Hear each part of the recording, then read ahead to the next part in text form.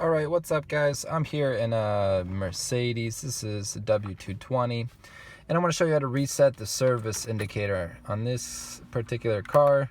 What I'm going to do is shuffle through to show you. Once I have that, let's clear this message here with this R button, the SRS message. So what you want to do is turn your ignition on, don't turn your car on. Once you get the odometer up, use these arrows here and scroll through. As you can see, for me it says service B exceeded by 52. I want to reset that. So once again, with the ignition on, car off, I shuffled through. Then I'm going to come over here on the right side and hold this R button. You might have it on the left side. In my case, it's R. I let go. Do you want to reset service interval? Confirm by pressing R. Oh, now it disappeared. So I'm going to do that once again because it disappeared. So you press and hold the R button till that comes up, and then press R again.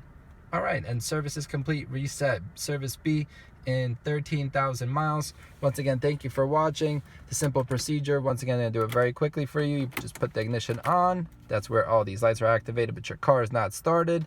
Then you shuffle through whatever is here. You get rid of this SRS just by pressing this R right over here. Your R is on this side. It may be on this side, but this side has the dimmer in this case.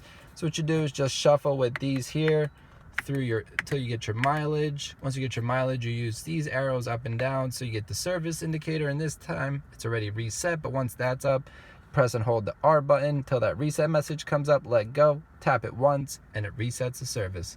Thank you for watching. Please like and subscribe. It will help me a lot. Thanks a lot, guys.